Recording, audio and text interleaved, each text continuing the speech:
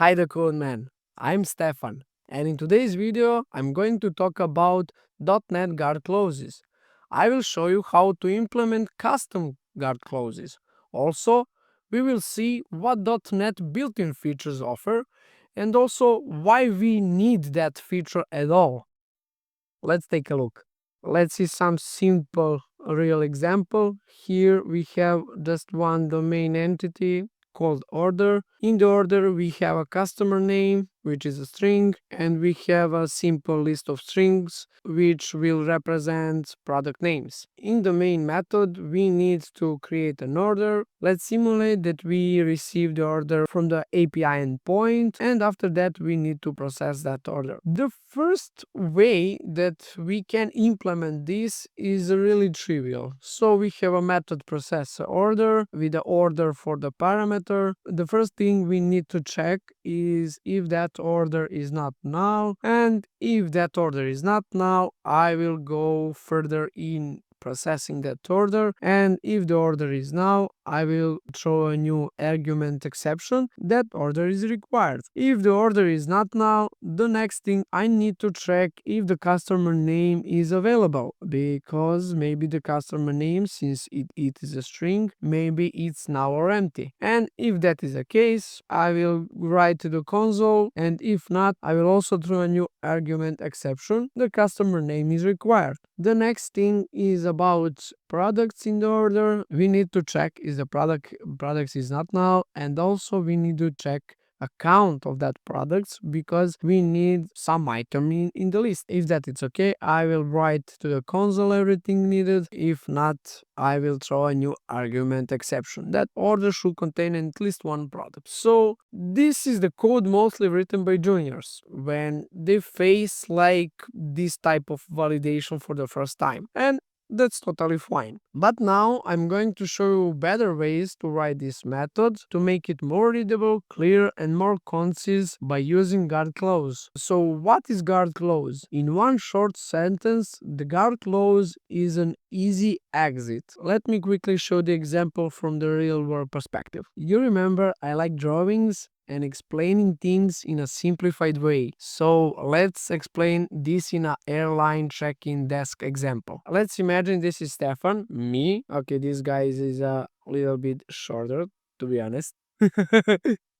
So we have Stefan who needs to board his flight. There are a couple of things or checks that staff on the airport need to check to allow me to board my flight. Okay, so the first thing they're trying to do is to check if my passport is valid. The another thing is to check if my boarding pass is valid. After that, they will check my luggage. Is my luggage meets the weight limit? And on the end, they will check if all the flight details are correct. And if everything is okay with those 4 steps, I'm going to board my flight successfully. Let's see an example where we have some problems with the validation. So Stefan comes to the airline check-in desk and staff checks for the passport. Staff can see in this moment that my passport has expired, and this is the problem. This will be the last step for all validations because they don't need to check all other details because my passport is expired and I cannot travel with expired passport. And here is the break of the successful path. In this example, this represents a guard clauses example because it's an early exit from validating all other stuff. From this perspective, I will just get message your passport has expired. It's a similar thing in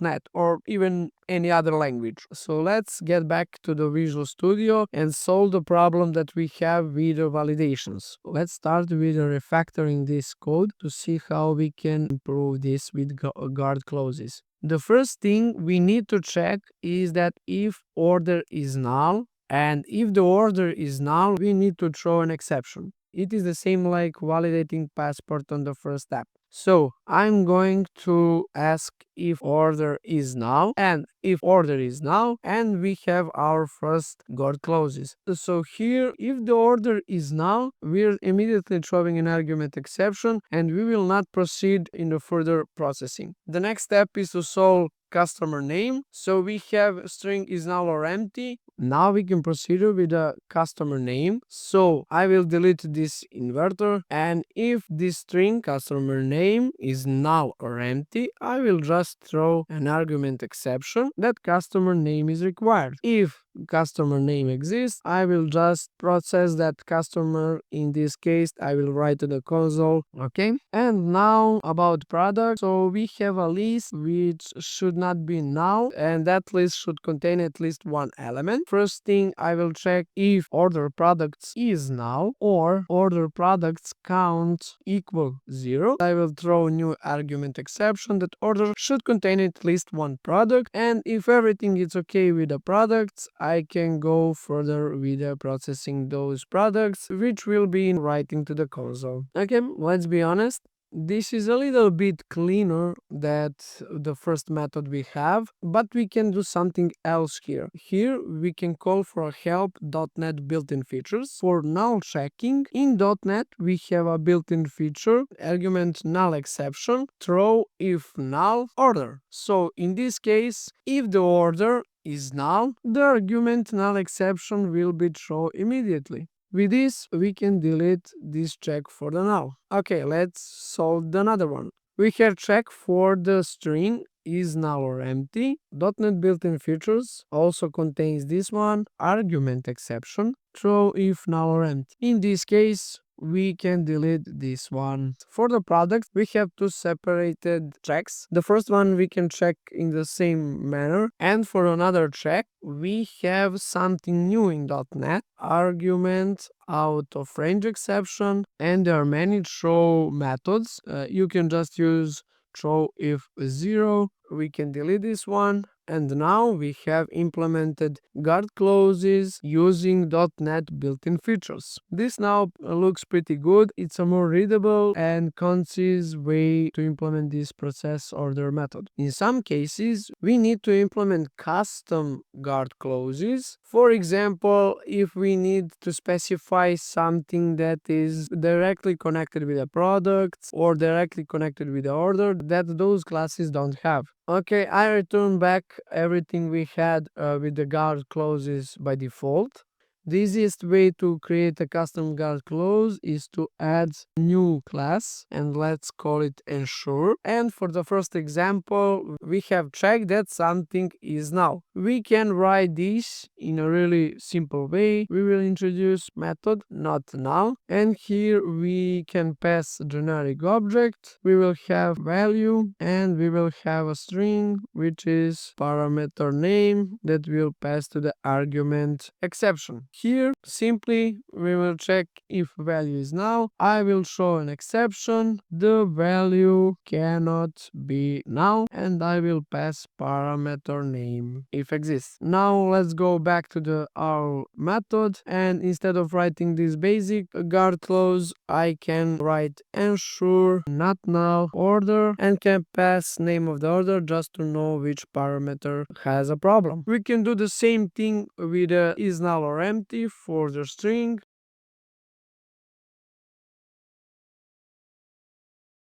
Now in our method, I can call ensure not null or empty order customer name, and I will pass name of customer name. And now for the product list, we can also write some custom validation. Let's name it not null or empty list. Will be a generic list and will pass parameter name. I will check if list is null or list count equals 0. In that case, I will show a new argument exception. The list should contain at least one item. Let's go back to the method, and here I will write not null or empty list, and I will pass order products list and name of order products. In this way, with the custom guard clauses, we made this method even simpler, even more readable and more concise, and to be honest, it's cleaner. Now there is one more trick. You can figure out that for each method we are passing name of the object that caused the problems. Why is this happening? Because in the argument null exception we can pass parameter name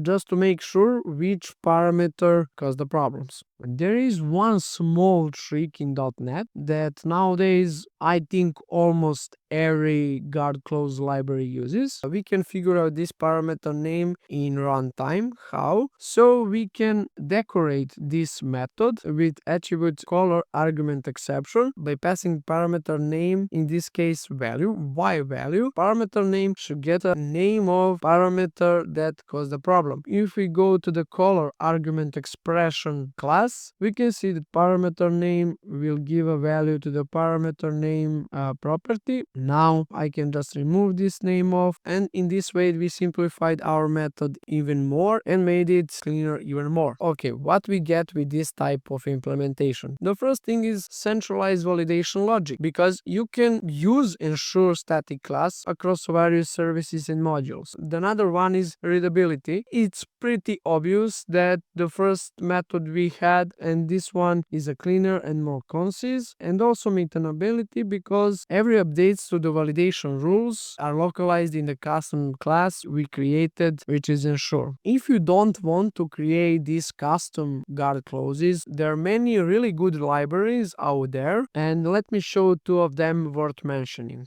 The first one you can check is guard clause by Ardalis, which has more than 25 million downloads, which is really good. And another one, Throw, it's a less popular, but it's really good. It's written by Amikai Mantimband. So those are two libraries you can use if you don't want to create ensure, and if you don't need some custom guard clauses, you're good to go with the .NET built-in features. While I love guard clauses, my personal choice is to use result pattern and to return result object instead of throwing an exception. That's all for today. Thank you for watching. If you found this video helpful, don't forget to like and subscribe for more .NET content. And also, let me in the comments, what do you think about .NET Guard clauses? See you in the next video. Dream big.